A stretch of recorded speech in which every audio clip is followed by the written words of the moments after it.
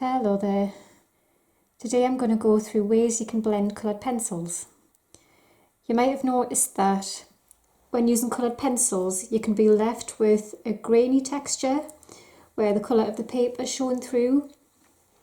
Then you might see work that other people have done and it looks completely smooth and the colours are all blended out and you've been left wondering how they achieved that finish with a coloured pencil. So I'm going to show you some ways that you can do that to get that finish for yourself. I'm going to be comparing two popular brands of pencil, Caran Luminance, which is a waxed based pencil, and Faber-Castell Polychromos, which is an oil based pencil. The colours that I'm using for the Luminance are Bismuth yellow and permanent red, and for the Polychromos, Cadmium yellow and Scarlet red.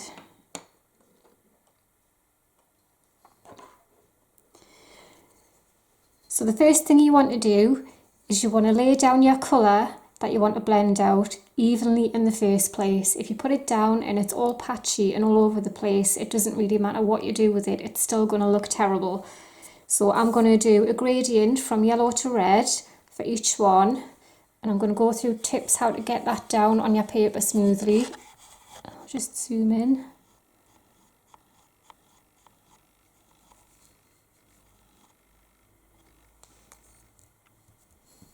Okay, I'll have to keep my hand here to stop it from going out of focus every time I move.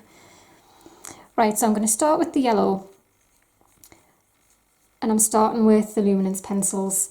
First tip, keep your point really sharp.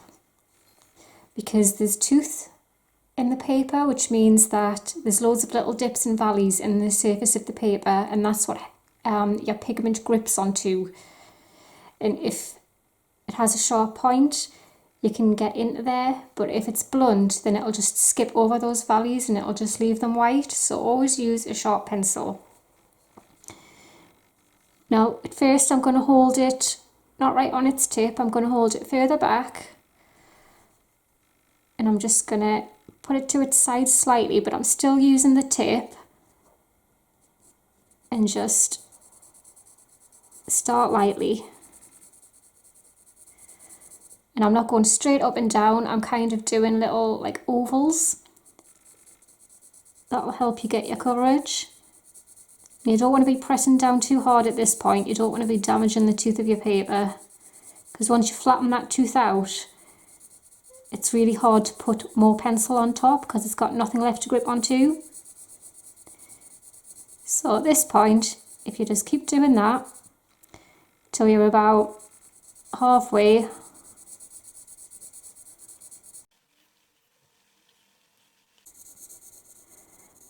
and then take your pressure off your pencil,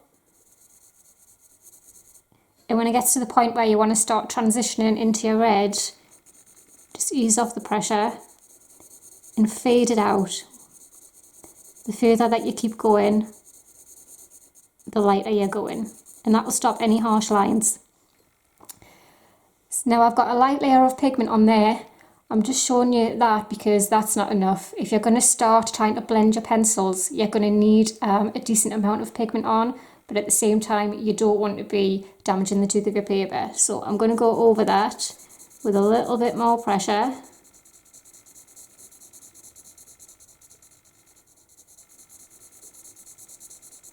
Doing the same again. As I move this way, I'll get to about here and I'll start to ease the pressure off so that it fades out.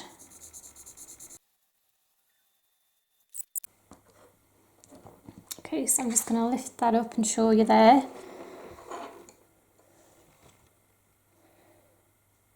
So as you can see, it's got that grainy texture still to it.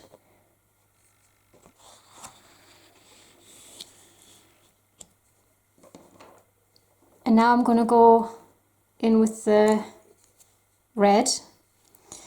Now you can start off really lightly here if you want, but if you're just beginning, I wouldn't recommend that. I would recommend starting at this end.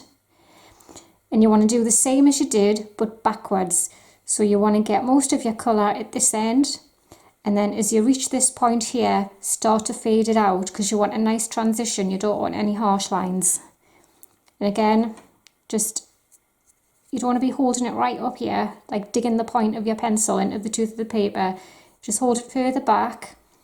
And another tip is, as you're wearing down your lead, every now and then, rotate your pencil a little bit and it will stop your lead wearing down just on one side. So here we go.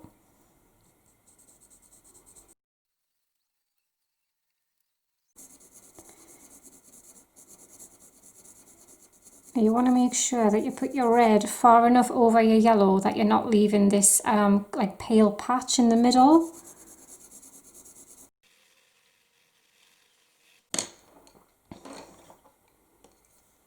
And what you can also do is come back in from this way.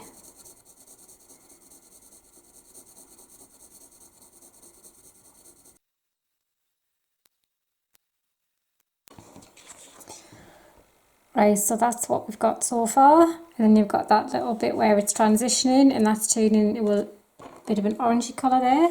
So I'm going to go ahead and I'm going to do exactly the same with the Polychromos.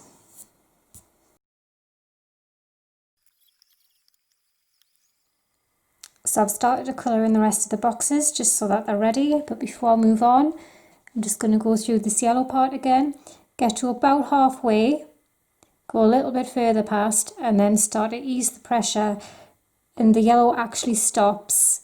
I don't think it's picking it up on the camera, but it stops about here. It just fades into white. Another tip as well is that when I was saying that I do ovals for even coverage, I kind of been doing them like long ovals this way, but if you also do them that way afterwards as well, any little sides that like you've missed the values of, you can get them by going in the opposite direction. Right, so I've got all the boxes coloured in.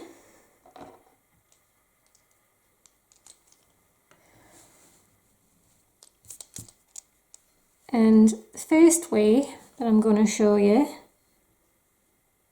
I'm going to leave the two top boxes as they are just so that you can compare what it's like if you just leave the pencils.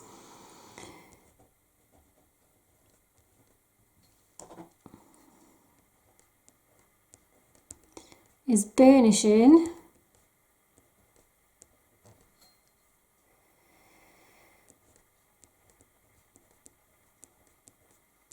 with coloured pencils.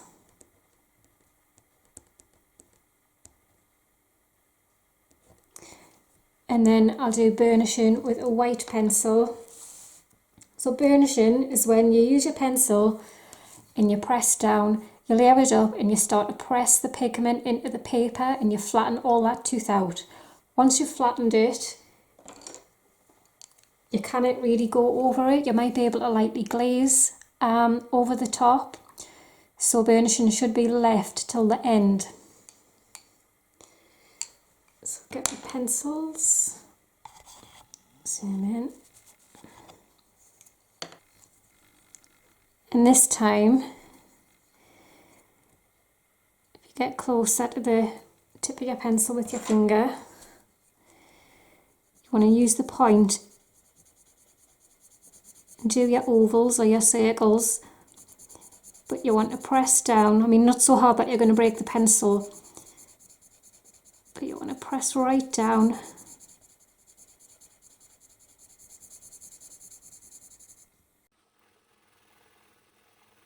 And when you do that, it pushes everything into the tooth, the little valleys in the paper, because that's what these white marks are. So they disappear. Now you don't want to go as far along as you did before with your yellow, because once you've flattened that tooth, it's going to be hard to go over it with your red. So if you I'm going to do it to about here, you want to start fading out a lot sooner, and then when you do your transition bit where it turns a little bit orange, you'd kind of layer your yellow and your red repeatedly until the pigment is pushed into the paper.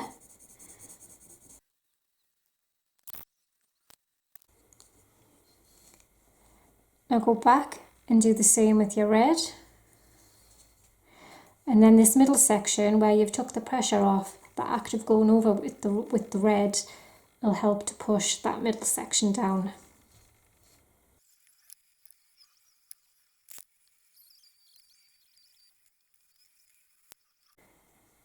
Okay, so that's blended with a coloured pencil. I'm going to do the Polychromos side now.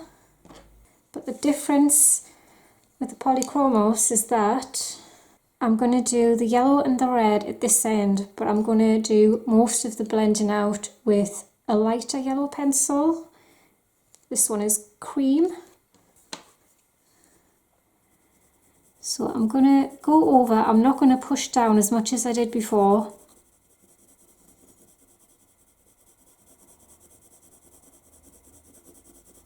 I'm just going to deepen the colour a little bit.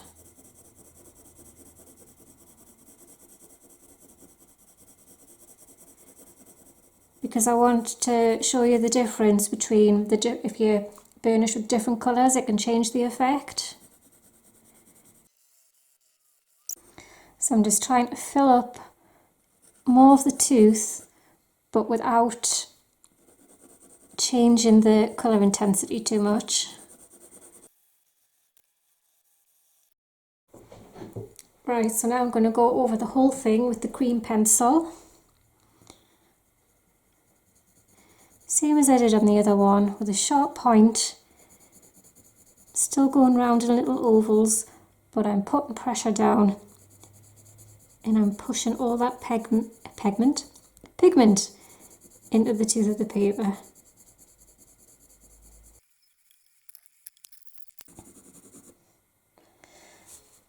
So there you go, same technique, just using a different coloured pencil. Obviously, if you wanted your colour to kind of stay more true to what this is, you can play around with the different coloured pencils that you use to layer. But obviously that's something that you should test first in a sketchbook or something. Don't just go in and do it on your piece of work if you've worked ages on it.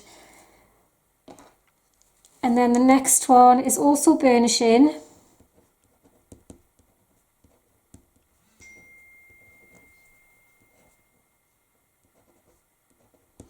With a white pencil. And I've put this separately because burnishing with a white pencil is really popular, especially for skin tones.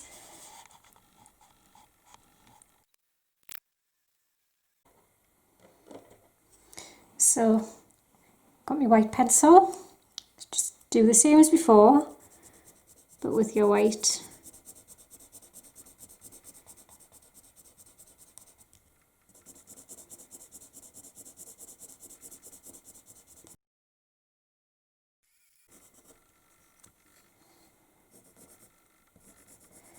So any patchiness there, that's down to me and not getting the gradient smooth enough when I was putting down the initial red and yellow.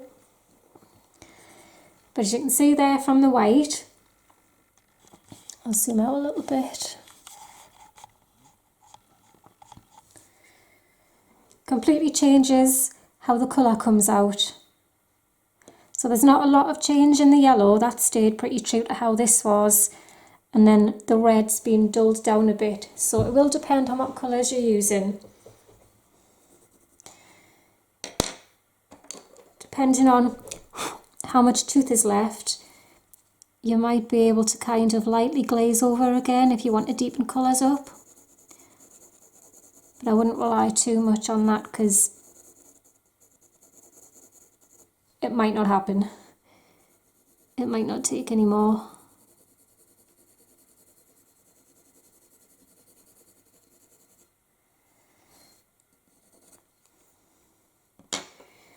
Now I'm going to do the same for the Polychromos. Now a lot of people still use the Caran Luminance white pencil to burnish the Polychromos, just because it's like a nice kind of creamy consistency compared to the Polychromos one.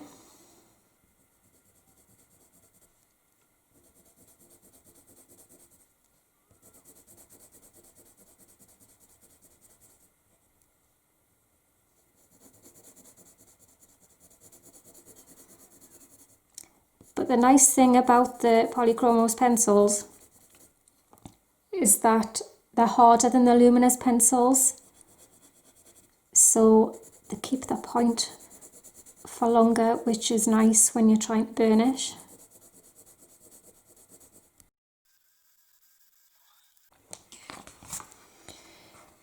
I don't know if you can tell, but there's definitely like a more blurred effect with the Luminance, whereas with the Polychromos it's kept a little bit of the texture. It hasn't blurred it out quite as much as what the Luminance has.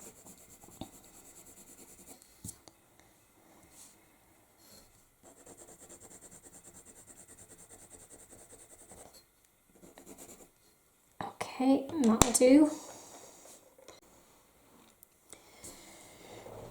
So we've done burnishing with coloured pencils, and we've seen the results, the intensity that you can get from using different coloured pencils, and the white pencil, which depending on the colour can keep it the same, which it has with the yellows.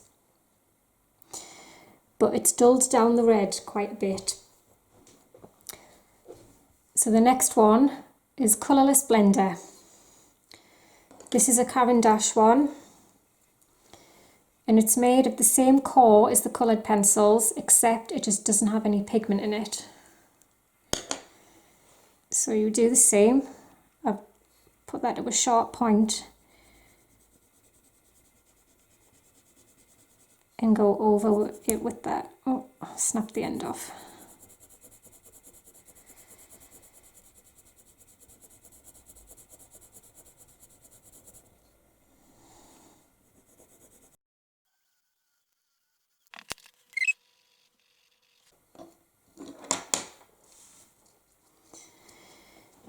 So because it contains no pigment, it obviously hasn't intensified the colour to this amount, but if this was built up a bit more, it would be more true to this colour. Now I don't have a blender specifically for Faber-Castell, so I'm going to use the same one again.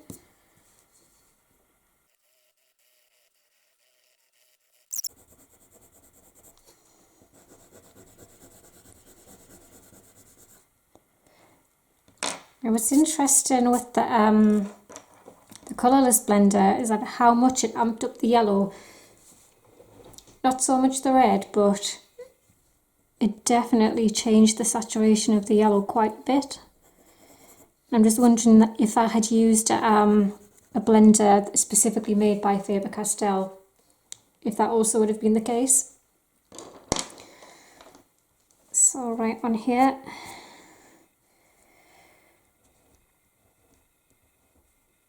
Colourless blender.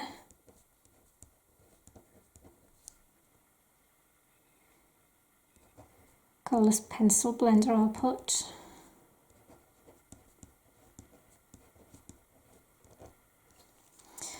And then the last one is Solvent. And I'm going to be using Zest.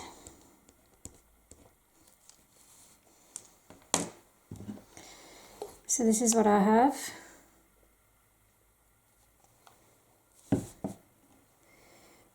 And I'm going to be applying it with a little velvet brush.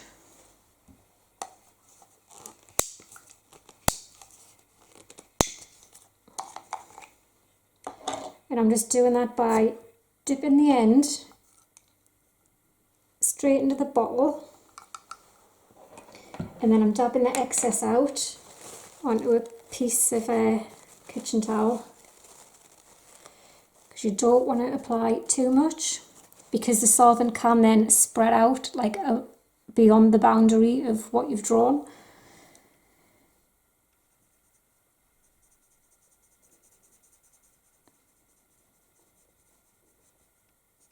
And I'm just doing little circles.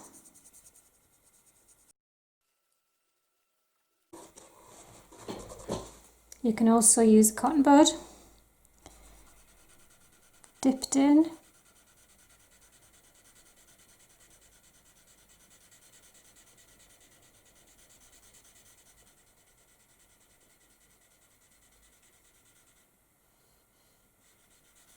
Now, depending on the colours that you use, this can massively intensify them.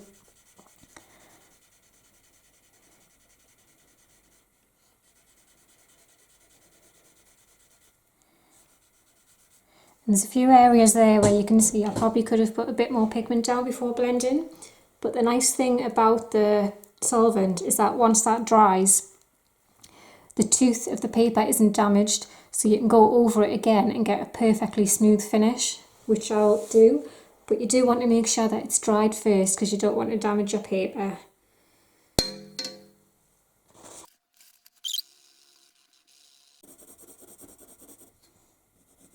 So that is something to bear in mind when you're using the solvent. Make sure that you do have enough pigment down first.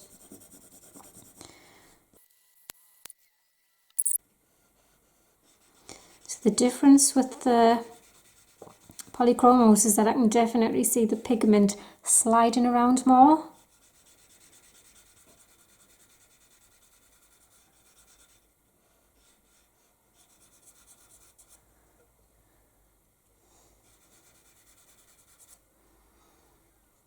I'm going to let those dry and then I'm going to go back over them with the pencil. When you're going back over the area after the solvent's dried, you don't have to press down at all because it still has its tooth, it hasn't been damaged. So you don't have to press down the way you did with this one to get the same effect.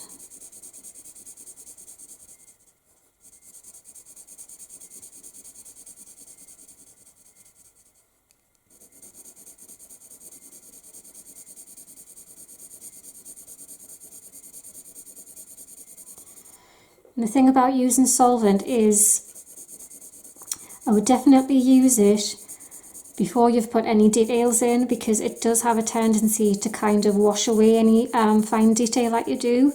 So I have made this mistake before of doing everything I wanted, putting all my details in and then going over it with the solvent, and they've just been kind of blurred out and washed away, and I've had to go back over everything to get the contrast back.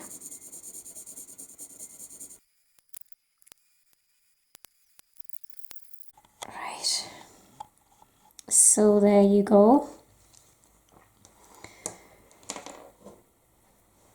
So we've got natural, which is fine if you want to leave it like that as well. Burnishing with coloured pencils, burnishing with white pencil, colourless pencil blender, and Zest solvent. But I would recommend doing one of these for yourself. I like to do my tests on paper that I normally use. This is Bristol Vellum, and I do normally use that at the moment for coloured pencil. And I just cut out like a little, this is probably about A5 size, and it's good just to put in a folder or stick it into a sketchbook so that you can use it as a reference. It just helps before you go in and do something on a piece of work. It just helps you not to ruin it, because I've done daft things with all of these. I've amped up the intensity when I didn't want to with Zest it, and was unable to fix it because it was so bright. It was like an orange colour, and I put the solvent on the same piece where I had put all the details in and washed all the details away and had to go over them. So if you're unsure about what effect you want, I would suggest doing a test like this in the colours that you're going to be using in your drawing. So I hope this has been helpful. Thank you very much for watching. Bye bye.